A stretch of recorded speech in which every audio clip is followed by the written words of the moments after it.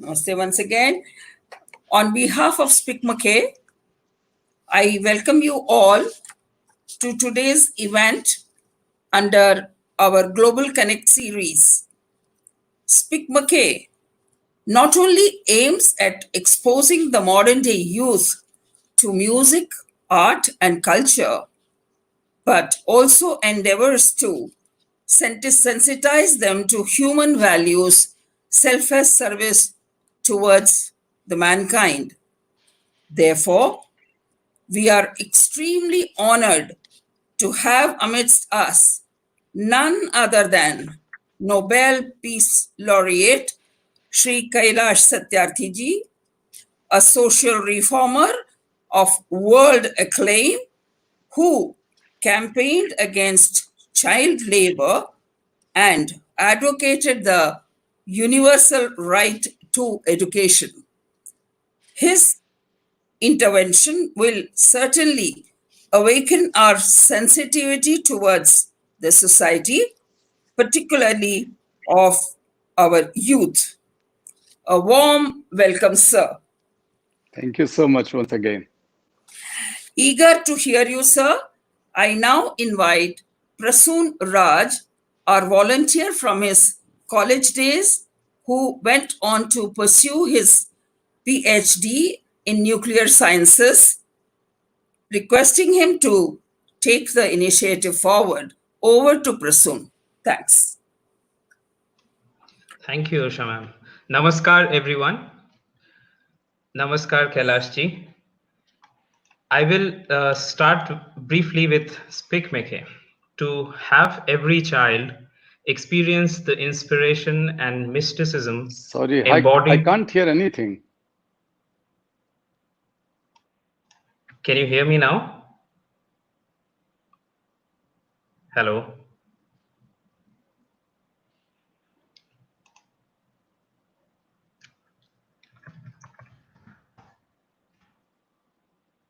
Hello.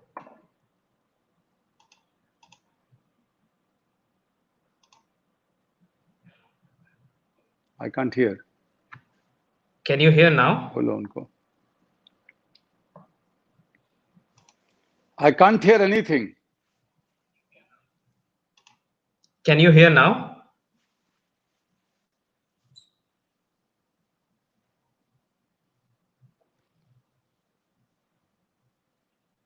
Hello, I'm sorry, I can't hear anything at all.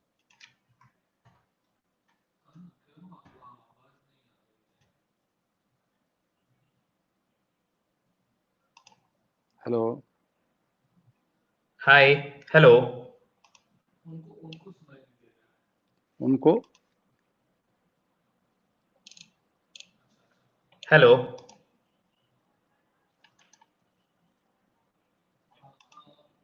Hello. Kya? Okay.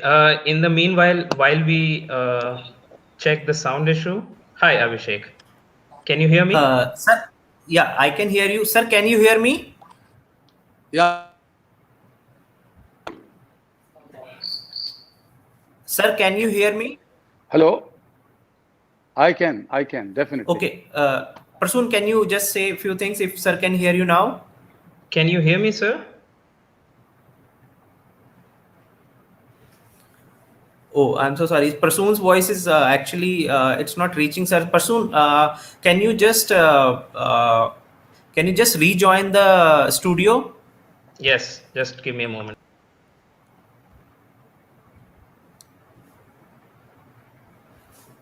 Namaste, sir. This is Abhishek. So we, Prasoon, our moderator, will be joining with you soon, and we welcome you to this session.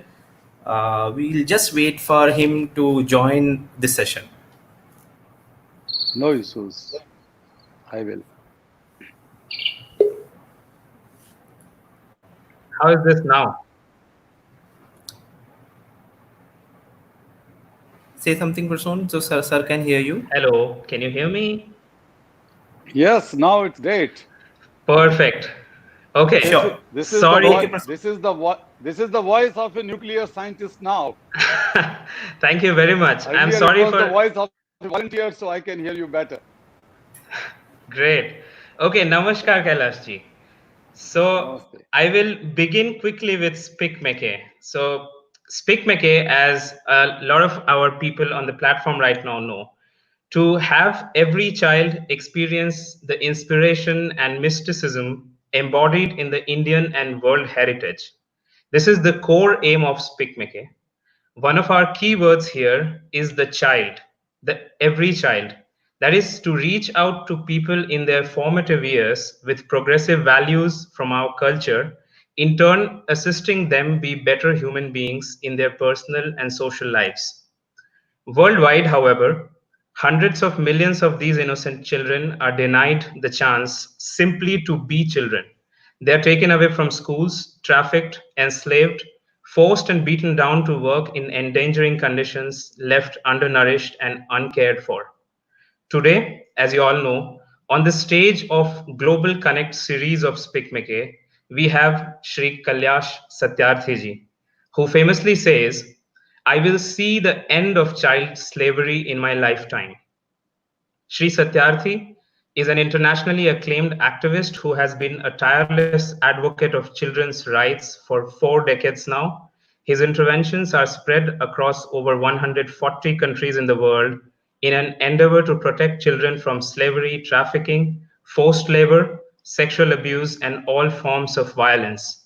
He has been instrumental in bringing the issues of children in the global and national developmental agendas, besides leading worldwide movements against child exploitation and upholding the rights of children for peace, safety, health, well being, and education. His unrelenting efforts for restoring the rights of the most marginalized and exploited children in the world won him, as we all know, the Nobel Peace Prize in the year 2014. Today, I would like to mention the poem which Satyarthi ji shared 2 days ago. घर लौटने को बेताब भाग रहे भाई बहिनों के नाम. On the migrants' emergency, them getting unemployed, moving back homes, confronting hunger, disease, and other dangers en route, some even death. The ongoing COVID-19 situation adds unique dimensions to the plight of many social issues, more so to the challenges of child rights activism. Let us welcome Shri Kailash Satyarthi ji and hear him on the subject Corona Pandemic, a Crisis of Civilization. You are most welcome, Satyarthi ji. Thank you so much.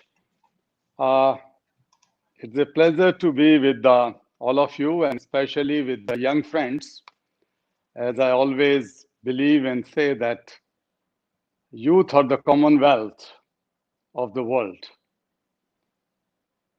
Their strength, their energy, their enthusiasm, their idealism is the driving force for shaping a new world.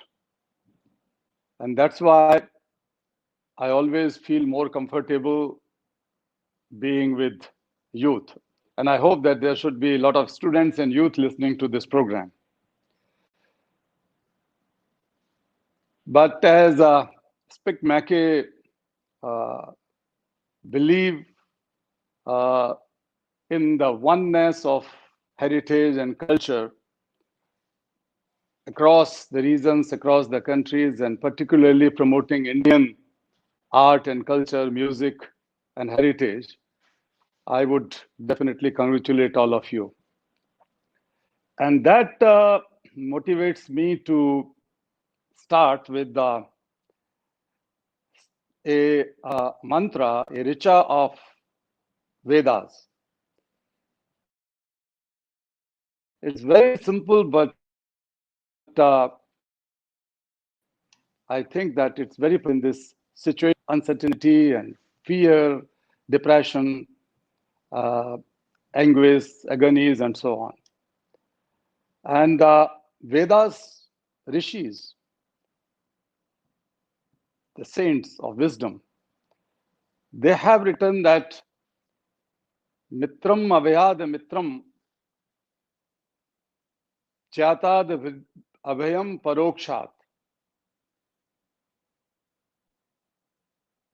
Abhyam deva nakta bhayam sarvam asha mam mitram bhavantu. And it says that I take a resolve and I pray that I should be free from fear of my enemies as well as of my friends. So may I be afraid of friends and foes. I take a pledge and pray to God, then may we be free from all known fears as well as unknown fears and dangers. I should not be frightened during the dark nights and walking days. And this is possible only, as mantra says, that Sarvam Asa Mam Mitram Bhavantu means all the hopes, but all the directions, east, west, south, north, wherever I can go and think to go, they become my friends. So the best remedy to get rid of fear is solidarity, unity, friendship, contacts. Though we are living in the time of lockdowns and what we call the social distancing, which is basically the physical distancing, but as I'm talking to you, it is not the social distancing. Of course, we are distant, but technology is able to connect us through this way. Dear friends, I would begin with something which is so disturbing.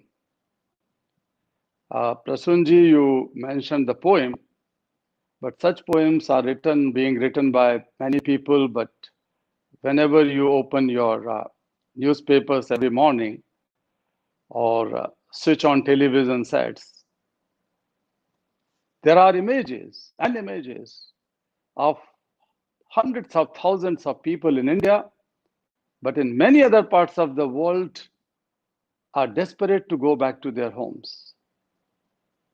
The migrant workers are not feeling safe in cities and towns.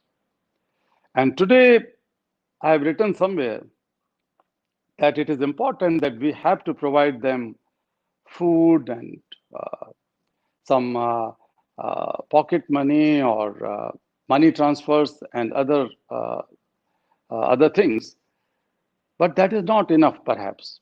What we are losing now, we have almost lost, is the trust and faith. These people have lost, in fact, trust and faith from the urban India, from the civilized India, educated, learned, rich India. And that's why they don't want to stay even for a day or for an hour. Hundreds of thousands of people are walking on the roads, and many of them are met with the accident and killed, or sometimes they just fall down on the streets and die of hunger and thirst. Couple of weeks ago, a 12-year-old girl, Jamlo, was walking on feet from Telangana to her native village in Chhattisgarh. She had covered almost 150 kilometers distance on foot. But just an hour or less than an hour short of her home, she fell down on the street and she immediately collapsed. The doctors told that she died of hunger. She was walking without food. One thing she was carrying with her were some pieces of chilies. This 12-year-old was trafficked from her village with false promises and the rosy dreams of bright future to work as a slave, bonded child laborer in chili fields. So that is the only earning she had.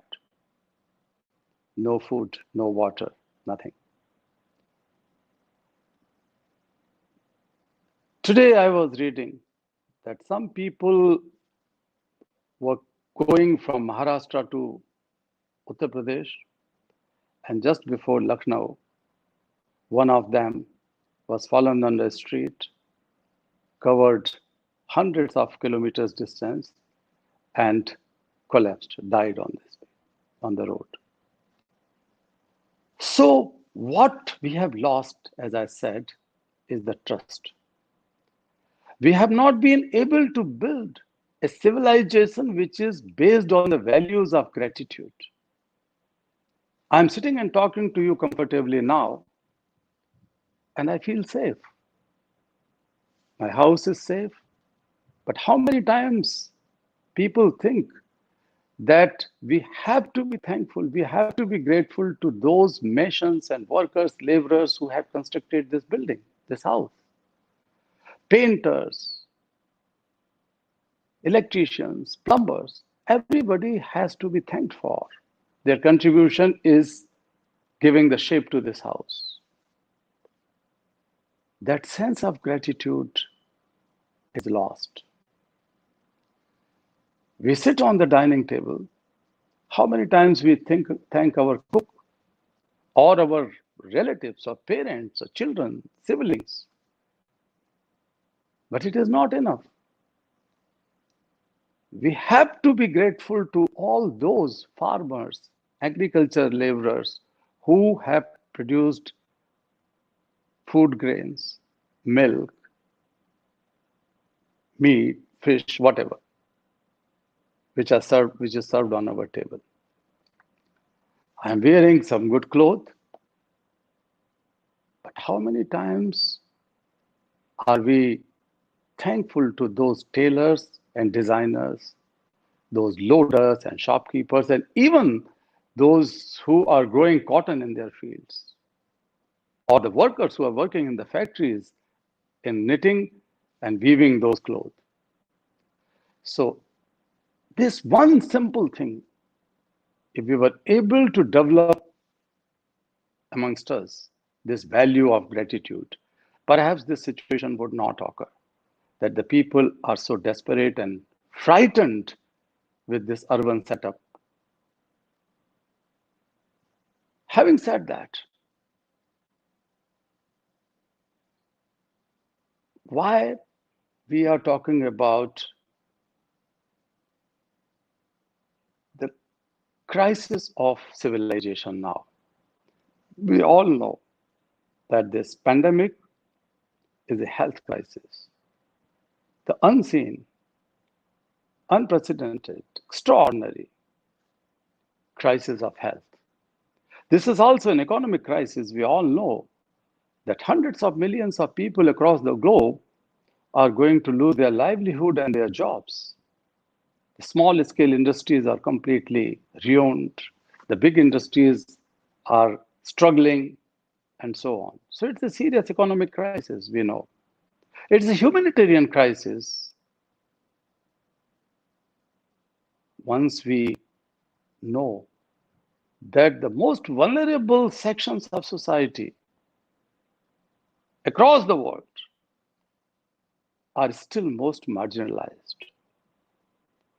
This pandemic has exposed the discrimination, the disparities, the exclusion which is prevailing in our society. Look at those indigenous people in Amazon. Look at those poor people, especially children who were working in gold mines in South Africa and in Sudan. Many of them are trapped inside mines.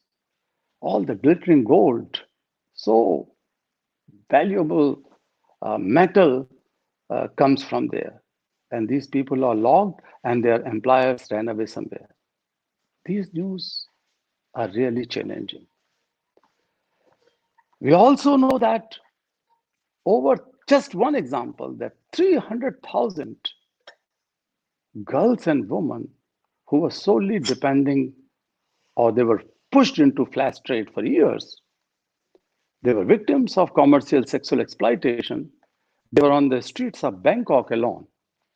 And when the Thai government wanted to give them some some financial support for the workers, these women and girls do not fall into any category because they did not have any proper identity card or any job papers or so on. No documents were there. Look at the refugees in Jordan, Syrian refugees in Turkey. They are getting worse and worse victims of this situation. Over 370 million children and their families, primary school going children, were highly dependent on the conditional cash transfer schemes or the school feeding programs. Since the schools are closed, these families are on the verge of starvation. Not in case of all 370 million, but hundreds of millions, 200, 250 million families are like that. They're very poor people globally. We have also seen, in my own case, we have all the information about many children who were working in mines and factories, small workshops in Jaipur, in Delhi, Mumbai, Hyderabad, in several places. And their employers ran away, leaving those child laborers on the fate of the laborers or probably state. Somehow, state authorities and my organization, Kailash Satyarthi Children's Foundation, or some other civil society organizations were able to address that. But that is not enough. This is the crisis of civilization. And when we talk of civilization, there are, one can have scholarly or academic discussions about the varieties of civilizations evolved in the world, historical evolution of civilizations. But there is some common thread. I'm talking about that common thread. The common thread for all these civilizations is collectivism. The collective thoughts and ideas, the collective fight for existence, the collective struggle for building conveniences and comforts, evolution of states, pursuit for freedom, learning to live with each other. All these elements have evolved or have shaped civilizations and the human civilization. And we know that the post-Cold War civilization was mainly driven by the market economies, technologies, democracies, and human rights pursuits. And I'm afraid to say that these fundamentals, these foundations and drivers of human civilization are in danger today. When we talk of the economy, of course, the economies are slowed down. Perhaps in a year or 10 years, 5 years, they would be revived. But what would happen with all those hundreds of millions of people who have lost the faith and self-confidence and connect and trust? I'm also talking about all those people who are already excluded in the society. Our market economy was highly driven by the fast growth or profit motives or accumulation of wealth, or combining political power and technology and the most modern and advanced technology, including information technology, to promote consumerism and eventually make money. But this way, this inequality, the economic inequality is what I call the economic violence, will deepen further. would be more dangerous in the coming years if we are not able to address those issues now. Similarly, when we talk of the state, I would say that the priorities of the governments would change. Of course, the healthcare, existence of human beings and civilians, survival, hunger, food, these are going to be the priorities for next few years. And that is going to jeopardize the whole agenda of development. I'm afraid that the global commitment which has been made by the international community in the form of sustainable development goals would fall off track. Similarly, something which has been earned over the years and years and years and decades, in fact, is known as the human rights, the human dignity. And these human rights, the space for human rights would sink. One psychological thing is that the governments are fighting they are fighting a war against coronavirus. And when this culture of war is created, means the people have to depend on their leader. In most countries, this is happening, and this is bound to happen. It's very obvious that the supreme commander in each of those states will dictate his or her terms. And this is the time when the combo of industrialist and the state authorities will push for shrinking of laws, including labor laws or the human right provisions. And I would not be very surprised that in some of those countries there could be some sort of amendment in the constitutions. Definitely, the amendments of laws are visible in many countries nowadays. So, the shrinking of human rights and the off-track of development agenda would have long-lasting impact, because that was also a kind of evolution of human civilization, which was leading towards more dignified humanity, more responsible humanity, more connected humanity, and that would be endangered. And that's why I'm calling it a kind of crisis of civilization. Therefore,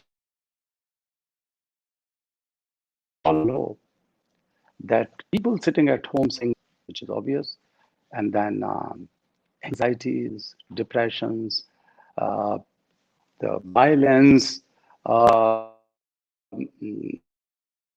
domestic violence has increased, even from so-called industrialized and rich countries as well, that how the domestic violence is on increase. So this tendency, if this state stays for longer, and it's already 3-4 months, the bigger danger is that it will I would say recalibrate the human relationship, interpersonal relationship in its own way, and the new normals of these family relations or societal relations would be created or would emerge. So this is the thing. People are sitting at home, and now that has become a kind of work culture. And in the coming years, people will learn that work from home is the easiest way. Then you need not to spend a lot of money on infrastructure. The buildings, the office buildings, may be converted into the small workshops and so on. I was reading somewhere that Twitter has already announced or already proposed that they are ready to go for this work from home for every employee of them. And this is a message, a strong message, that the people are sitting at home, then it will create more psychological issues inside. But that physical connect, the emotional relationship with your colleagues in your offices would completely change. And that is also going to change the behavior, the public behavior. This distancing perhaps would not allow us to hug freely or to kiss freely as we used to do. So the civilization will change in this way. And the best thing I strongly feel at this juncture is to look deeply and find some solutions from this crisis. The positive thing is that the pandemic has pushed us to think that we are interconnected and we are interdependent world. No problem could be seen and solved in isolation. We have to think globally. We have to be responsible for each other's problems and eventually solutions. So this way, I am proposing that we have globalized markets and economies and production, technology, and so on. This is the right time to globalize compassion. If we globalize compassion, then we can shape a new civilization, a new culture, a value system which is going to protect each other. So globalization of compassion. And secondly, universalization of responsibility. When we talk of mutual responsibility, this circle should grow, and we have to feel responsible to each other. And that's a good time to think and act accordingly. And the third thing, which I have already said, is that let us exercise as a human being, as a family, as a citizen, to practice supply chain of gratitude. And that can also be equally applicable in case of the big boardrooms, where the industrialist and corporate leaders sit together. If they start thinking in this way and try to sense and feel and execute this chain of gratitude, supply chain of gratitude, then their relationship with their workers, with their management, with all the employees would be a different kind of relationship. So industrial relationship will change, but more importantly, the trust will come back. So the three things could revive the civilization and the cultural value base which is needed for the protection of humanity. Dear friends, when we live in the age of artificial intelligence and robotism and the network of things and so many other things which are most modern, we have to see that how we learn that our technology is compassionate technology. Our politics is compassionate politics. Our economy is compassionate economy. And just to give an idea of a compassionate economy is to think of the last person of society, as Mahatma Gandhi has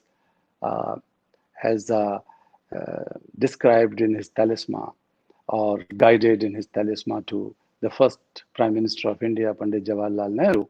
He simply said that, Mr. Nehru, when you are going to make a policy, when you are going to make any decision, when you are going to do any budgetary allocation, just sit quiet and think of the last person of society, the poorest of the poor, the most miserable you have ever seen.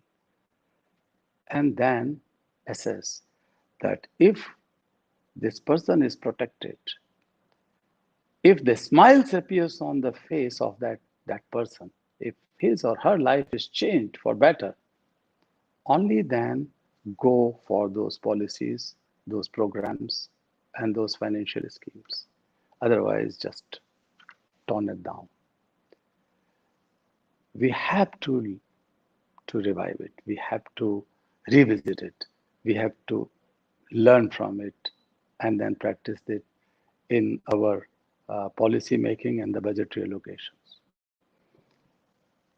And finally, I would just wanted to inform you that tomorrow we are going to launch a new campaign, a global campaign. My friends and I have created a group, a platform called Laureates and Leaders for Children. So 45 Nobel laureates, not from peace, but also from other disciplines, as well as 22 former head of the governments or head of the state, and many more moral leaders of the world, including the Holiness Dalai Lama and Desmond Tutu and Mary Robinson, the people like Gordon Brown. So I have given this call and requested them to sign a statement that is going to be sent out to each head of the state, requesting that they should prioritize the well-being, the protection of those most marginalized people in their respective countries. But we are also calling for G20 countries and the World Bank and IMF and other financial institutions and regional institutions as well, that the money which is being earmarked for, or it has already been announced as the emergency fund to deal with the pandemic, corona pandemic, is 5 trillion plus. So out of these 5 trillion, 20% means 1 trillion should go to 20% marginalized people of the world, so that they should not die of hunger pandemic, thirst pandemic. They should not die of this desperation and joblessness. They should not die of other things, other diseases as well. So we are requesting everyone to join it and demand their leaders and the global leaders to ensure that adequate funding is made available to save the life and liberty, freedom, peace, and justice of each one of those people. And the young friends, you have mobile phones, sometimes 2 or 3 mobile phones in your hands, one for your girlfriend or boyfriend, one for your parents, and one for perhaps the e-learning classes or whatever. But this is the time when you should pick up your phones and use your fingers, use your heart, use your brain, and use your social commitment for the betterment of society. Raise your voices so that even one single child is not left out. I thank you so much.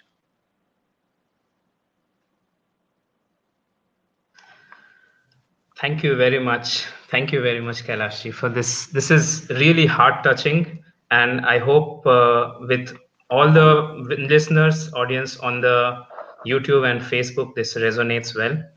I am really. I should highlight the 2 things which I heard. Globalization of compassion is the need of the time. Universe. I was thinking what would be the Hindi word for compassion, and immediately Karuna comes to my mind. And it's just a play of words, but Karuna have been featuring on social media quite a lot these days.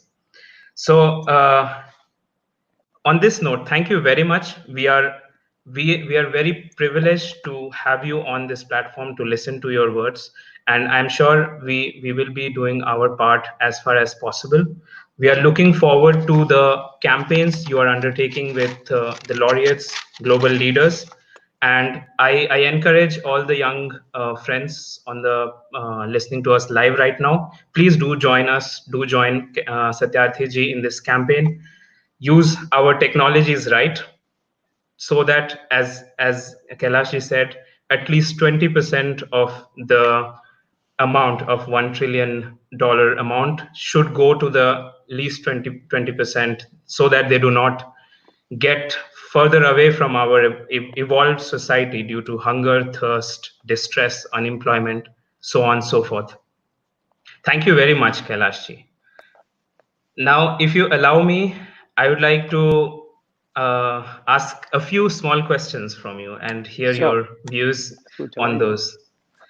Yes. So, first of all, let me start with a question which people like me, like young people who are starting up in their professions, we often think about, who feel strongly about issues of child activism, about issues of social disparity, so on.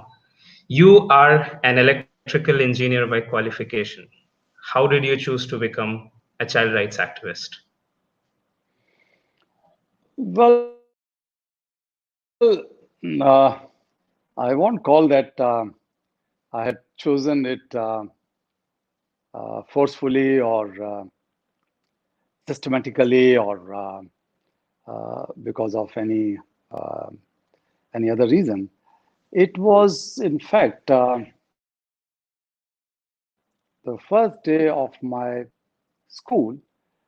I was about 5.5 years old. And when I was entering in my school, I saw a cobbler boy, my age, sitting at the doorstep of that school. And I was uh, quite anxious, but also disturbed to see that he was looking at our feet so that we can give him some job. I asked this to my teacher that why a boy is sitting outside and not with rest of us in the classroom. He said, "Come on, this is quite usual thing. Poor children have to help the families. So this is your first day, make new friends." The similar answers were given by my parents and my relatives and friends that they are poor children. But every morning and afternoon, going and coming back from school, I saw that boy, sometimes alone, sometimes along with his father. So one day I stopped and gathered all my courage and asked to him and his father. Boy was shy.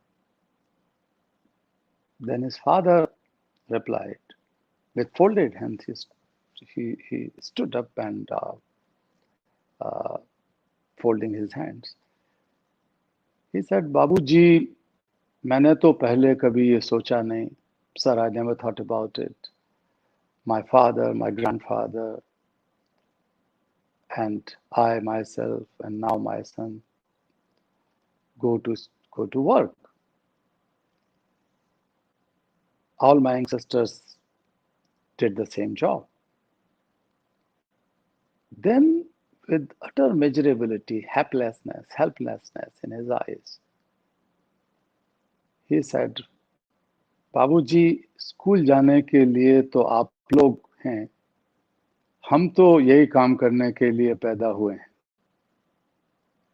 Sir, you guys are born to go to school, but we are born to work."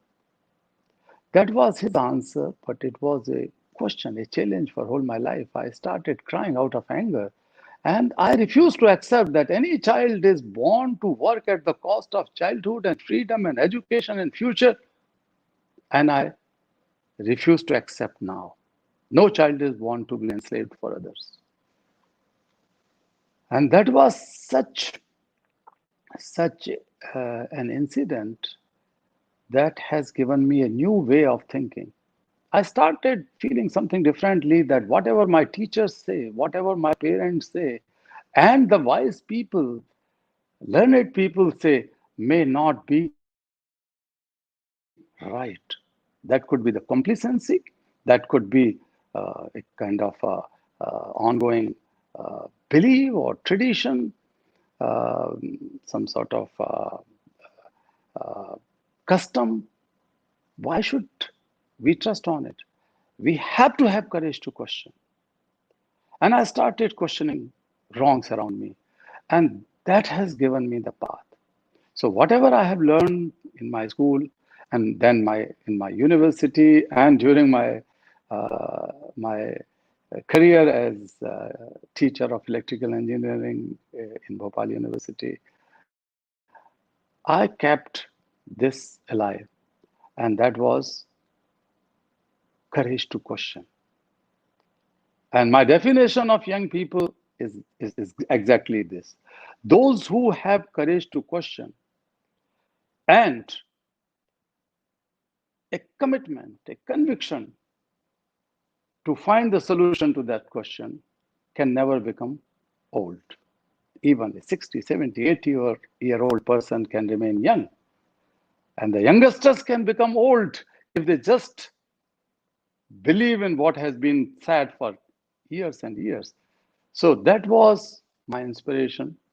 And then, of course, one day I had to follow my heart, and I gave up my career. That was not an easy task because I was born in a modest family. My father was a police constable, and he died in early age. So my mother had to, and my elder brothers, of course, had to take care of my education and higher education.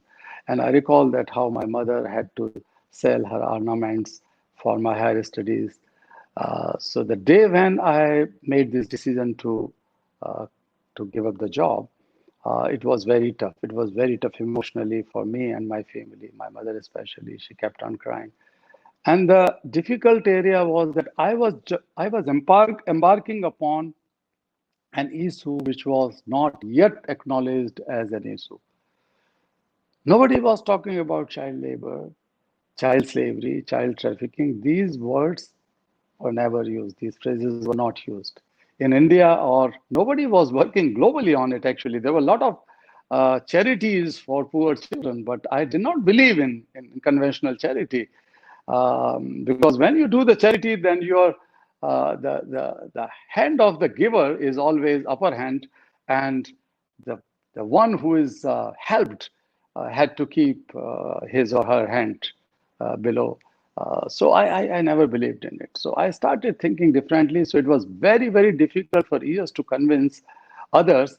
Um, so I came to Delhi and I started a magazine which was solely dedicated for the cause of children and marginalized people, Adivasis, the so-called untouchables those days, or those days they were called Harijans, now we call them Dalit, and the women. So this magazine was dedicated for them.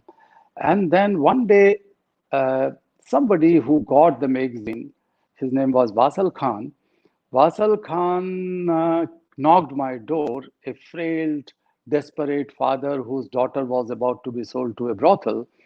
And I was shocked to hear his story when he said that 17 years ago, he and his newly married wife and few more people were lured away, or nowadays we call it trafficking, but he said that they were just deceived, and they were taken to work at a brick kiln in Punjab from a village in Aligarh in Uttar Pradesh. And those 17 years were the years of slavery. They were not paid anything. Children were born and grew up there, including a 15-year-old girl, Sabo. And one day, parents saw that some unknown people from some brothels came to buy that girl, and the deal was not materialized somehow. And the man ran away in desperation and reached uh, to Chandigarh, and he met a person who was the subscriber of my magazine, and somehow he reached to me. And when I was listening this, I started feeling that if she was my sister or daughter, I'm not going to simply write articles in my magazine. I will hold the whole world upside down. I will do every possible thing to rescue my sister. And I told Basel, Sabo is my sister. I will go with you. So somehow we managed some friends and some money, requesting my wife Sumedha, who was always very generous and always a great fighter and partner in my journey. So she had to give her wedding ornaments to organize all this rescue operation and logistics. So when we reached there, we beaten up. Basal Khan was caught and we were thrown away. But I did not give up. We approached the court, and with the help of court, we were able to rescue not only Basal's family, but altogether 36 children, women, and men. And their freedom, their liberation had shown me the path of life. Since then, I've never looked back. My friends and I were able to physically rescue more than 90,000 children and other dozens of thousands of parents of these children directly, and indirectly the number could be in millions. Thank you very much. Thank you very much for sharing this lovely journey of yours. And if I may add, the courage to question and a commitment to resolve the issues is something which we should keep alive as far as possible. And that is probably one of the keys to doing something good, something touching and making impact in lives of thousands and millions, like you said. I will move to a next question which connects with SPIC MACAY. So at the grassroots of children's issues, which we are talking about, is there a link with the deprivation of deeper cultural values? Some of these things you touched in your keynote. At SPIC MACAY, we aim to expose young kids to subtler, inspiring aspects of art and heritage. How meaningful do you think this form of education is? It's really, it's very powerful indeed. We in our ashrams, we have 3 educational and rehabilitation centers for the freed child slaves, 1 for girls and 2 for boys. And the cultural activities, the folk art, dances and chorus and songs and all kind of art, music, and the cultural activities are most powerful, not only in healing them, but building the self-confidence and self-spirit. So we have some experience of it. And your organization, which is so reputed, can definitely play an important role, at least to educate young people that the India's heritage, the India's values lie in human dignity, human liberty, equality, justice, and peace. These are the values which flows across in our heritage and cultural activities. Even the dances in India, all Shastriya Nritya dances, they have strong messages of universality, eternity, immorality, light, and so on, both in South and North. Our Shastriya Sangeet is like that. It is not simply a kind of soothing entertainment or a very scientific music, but more importantly, it has a strong message. So we can definitely use it with certain additions here and there, that young people can learn compassion. And when I say karuna or compassion, it is not sympathy. Sympathy is when you feel the feeling of others or suffering of others. It's okay. So it's very outer circle. The little inner circle is empathy, when you feel the suffering of others as your own. But that is also not enough. Compassion is a divine gift when you feel the suffering of others as your own suffering, with a desire and drive to act to alleviate that suffering, to end that suffering. That is karuna, that is compassion. So compassion has a very strong action inbuilt in it. Leadership to take initiative, courage to take initiative. It is not just a kind of value or virtue or emotion or feeling. It is a quest to make this world better and connect through that feeling, which help us and get rid of any kind of egos or selfishness. So it enlarges the circle of society, and that could be taught definitely through art and culture and music. Thank you very much. I agree with you. So, compassion is indeed one of the values which SPIC MACAY tries to inculcate in our modules of activities. With this, I will move quickly to the next question, which is, so we have heard a lot about your 100 millions for 100 millions campaign for youth. How can that be a turning point, especially speaking right now with this corona pandemic and beyond? Well, so as I said before that I have full faith in the young people. Though I have been working with heads of the state, or other leaders from all walks of life and Nobel laureates, but my fullest trust lie in the young people, in the youth, because they are honest. They have much more deeper idealism and energy, and pursuit and quest for change, for betterment and justice. So we have launched this campaign alongside the Laureates and Leaders platform 3 years ago in Delhi. The idea is that 100 million young people globally are victimized. They are suffering. They are excluded and marginalized. They are victims of violence, including slavery, trafficking, child labor, poverty, and so on, acute poverty. But on the other hand, hundreds of millions of youth across the world, and that is the Commonwealth. We have about 3 billion young people in the world below the age of 25. So out of 3 billion, I am sure that hundreds of millions of them are ready to take up the challenges for change. So they look for a purpose in life. They look for a path and a platform. So my humble effort is just to create that platform, that purpose, and that platform, that path. So we launched this campaign, and I'm so happy that within, say, 2.5 years, more than 30 countries have joined. But when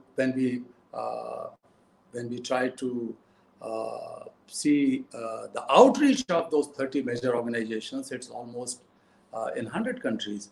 So because many of these organizations of young people, like the All African Student Union, the Commonwealth Student Union, so many of the student unions and the youth organizations are part of this campaign.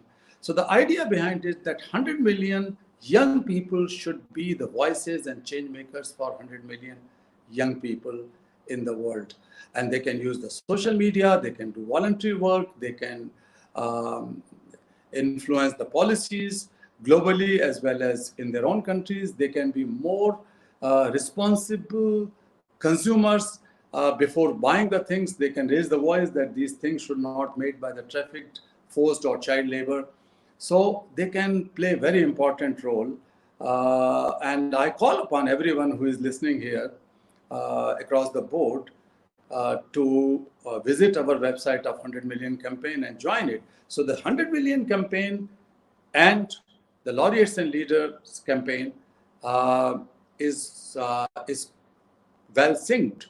And both campaigns are calling for these 20% for 20% marginalized people. Thank you very much. I hope with this message, at least a part of these 100 million could be us who are listening to you right now.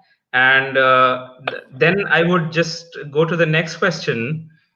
Just tell us a bit about how you are spending your time during the lockdown these days. Well, almost every day there is one or sometimes two webinars or teleconferences like this, and I think we are in much more demand than before. When I was preparing for this campaign or bringing together these 45 Nobel laureates, mainly the peace laureates were highly busy, and they said that they are much more busy than before because the whole day they are in demand. Earlier also, we used to have thousands of invitations every month, but nowadays the day go like that. Secondly, I'm not going to pat my back, but I cook. I'm not saying that I'm a good cook because my wife is not going to spare me. So every time, as a sense of gratitude, I say that I have learned from you. But my children are the best judge. They say that from their childhoods, they say that the Papa is the best cook. So sometimes I cook some special things, and we are vegetarians, so I can cook only the vegetarian things. This is one.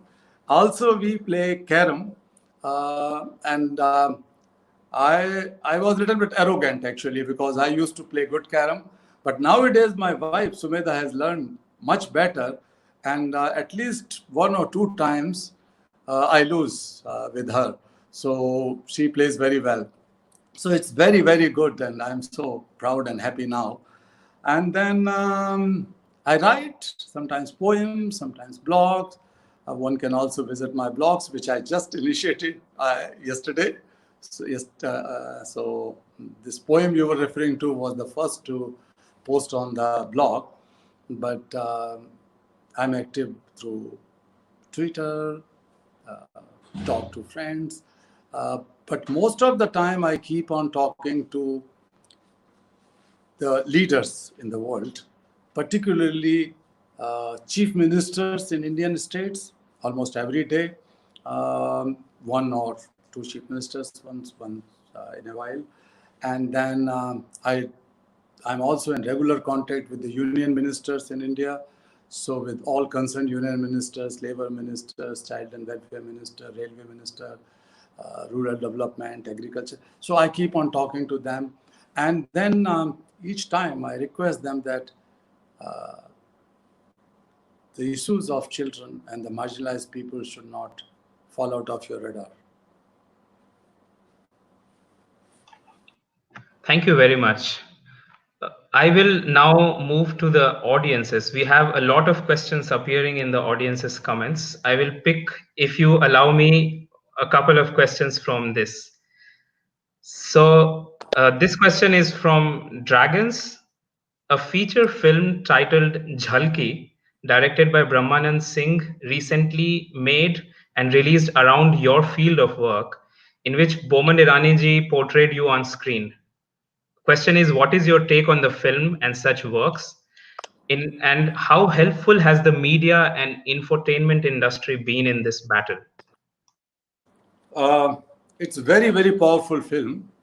And Brahmanandji and his team had worked very closely with me and my colleagues right from the inception of this idea of making such a film. So it's very powerful and worth watching. My role, which was played by Boman Irani ji, is a very small role. But there is another film, actually, if people have time, free time, they can watch, and that is The Price of Free. The Price of Free is a documentary, the real-time, real-life documentary covering a lot of my work in India and abroad, and that has been awarded as the best documentary of the year before last in Sundance Film Festival in USA. So The Price of Free has been produced by celebrity filmmaker and director David Guggenheim. So that film could also be watched. And definitely both these films and many more films, which were not about me or my organization or work, have helped a lot in sensitizing people and making them aware of this menace of slavery in the world. Thank you. I should mention the price of Free is an excellent moving film, and it's available to watch for free on YouTube, if I am not confusing. So I encourage everyone to watch it. It's really a heart-touching work. Then I will move to a question by Tracy Thomas. It's a one-line question. Is there any one country, a kind of model nation, which you can point out to with respect to the effective child rights protection? I would say a cluster of countries, and that is Scandinavia. So Norway, Sweden, Finland, they have been able to respect child rights much more honestly and professionally. Okay, then thank you very much. Now I would take one last question. Give me a moment. I'm just scanning through all the questions we have here. So this is one question which is in Hindi by Sindhu Mirchandani ji. क्या युवा पीढ़ी पहले की पीढ़ी से कम संवेदनशील है? दूसरे, स्वतंत्रता की परिभाषा क्या आज की युवा पीढ़ी के लिए कुछ और ही है? आपका क्या मानना है? दो सवाल हैं इसमें मीर चंदानी जी के। मैं नहीं मानता हूं कि अब की युवा पीढ़ी पहले से कम संवेदनशील है। ये तो हमारी बुजुर्ग पीढ़ी है, माँ बाप हैं, टीचर्स हैं, रिश्तेदार हैं, दोस्त हैं, वो धका धका के हमारी संवेदना को खत्म करते हैं और हमको बचपन से सिखाते हैं ज्यादा नंबर लाओ, ज्यादा पैसा कमाओ, ज्यादा अच्छा करियर बनाओ, तुम्हें दूसरों से क्या करना, दूसरों को पीछे धकेल के धक्का मार के आगे बढ़ो। तो ये जो गलत चीजें सिखाई जा रही हैं और बाकी जो सोसाइटी में हो रहा है, हमारी आइडेंटिटी के नाम पर हमें बताते हैं कि तुम हिंदू हो, सबसे अच्छे हो, तुम मुसलमान हो, तुम वॉरियर्स हो, तुम क्रिश्चियन हो, तुम ये हो। इस तरह की आइडेंटिटी दे दे के या मैस्कुलिनिटी, नेगेटिव डिस्ट्रक्टिव मैस्कुलिनिटी लड़कों में पैदा करके ये सारे काम करा रहे हैं बड़े लोग। तो इसीलिए मैं कहता हूं हमेशा नौजवानों से कि अगर आप सवाल उठाओगे तो संवेदना नहीं मरेगी। अगर आप हाजी हाजी करके हजारों साल पुराने जवाबों के पीछे छुप जाओगे तो फिर ये संवेदना भी मरेगी। मैं मानता हूं कि हमारे युवा पहले से ज़्यादा बहुत पोटेंशियल है उनके अंदर, बहुत संभावनाएं हैं, बहुत उनकी समझ है और संवेदना है। मरने मत दीजिए उस संवेदना को, मेहरबानी करके उसे जिंदा रखिए। Thank you very much. So maybe if you allow me, I will take one more question. This is very interesting. That's all right, right? Yeah, sure. Go ahead. Okay, so this is by Sahitya Rajgopal ji. Sir, how do social reformers like you take care of your own mental health while working so closely with such overwhelming issues? Well, very good question. So the thing is that if you learn a few things, one is that how to enjoy your work. So when we started enjoying our work, then it goes like a worship, it goes like a yoga, it goes like a spiritual activity or a spiritual practice or so on. So I always considered it the worship of God, the worship of humanity, because I'm not someone who is a conventional devotee of God and fear of God. For me, God is my friend and God is inside me. So as he or she is, I would like to tell she is inside each one of us.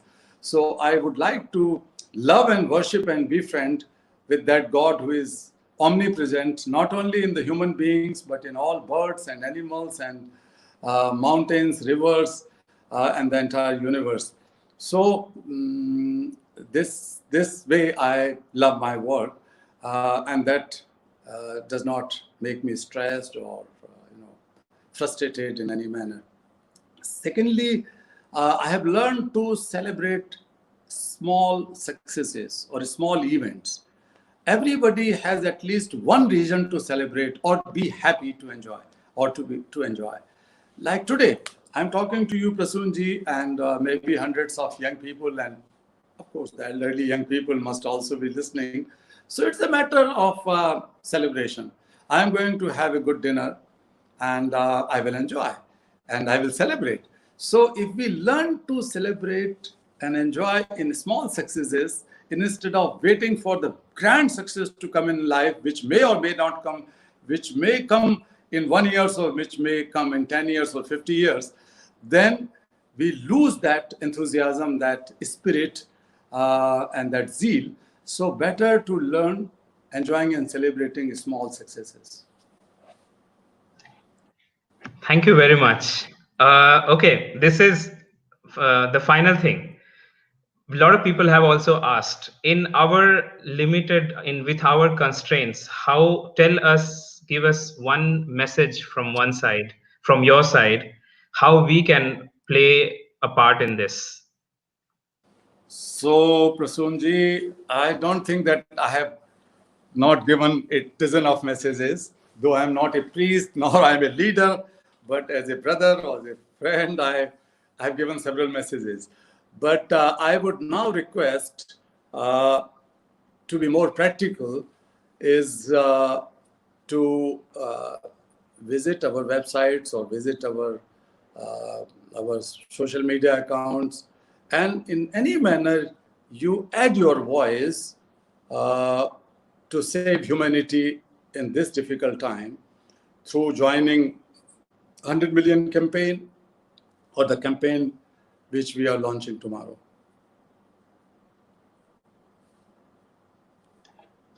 Perfect. Thank you very much. So with this, I would like to thank you, Kailash ji. It was wonderful having you on with us on YouTube and Facebook Live in the Global Connect series.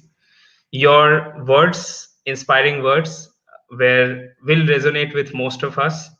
I should mention SPIC MACAY aligns its core values with the ideas you presented in your talk, in your note, of the ideas of gratitude, compassion, and responsibility.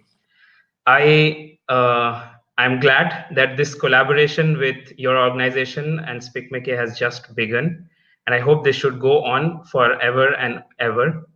We look forward to have you more often on our platforms in our international conventions, and looking forward to hear more from you. And I'm sure all of us will try to add our roles, learn what we can do and how we can contribute, however minimal it is. Thank you very much. Pranams from Professor Kiran Seth, our founder. And yes, thank you. Thanks to her and congratulations to her for this visionary initiative, which is yielding the result in many, many ways. So thanks to her and thanks to all of you. Thank you very much. Namaskar, Kailash ji. If you don't mind, I have just an announcement. No, the last, not the final question. No, I will just make a short announcement for our listeners, if you allow me to do that. Yeah.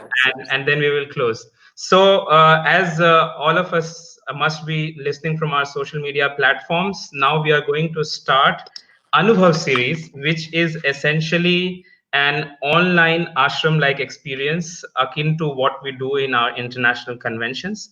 It's going to begin from, it's going to be from 1st to 7th of June. I encourage all of you to push your younger colleagues, your students, children in schools and colleges to go to our website, spicmacay.org, and register for it. And for the volunteers and coordinators present in the discussion today, tomorrow through Google Meet at 9 a.m. Indian Standard Time, there is a meet to brainstorm ideas for this series. Please join us and contribute to your ideas. With this, I would like to thank you, Kailash Satyarthi ji. I would like to thank hundreds of our listeners online, and thank you. Namaskar. Good night. Thank you. Lovely. Thank you very much.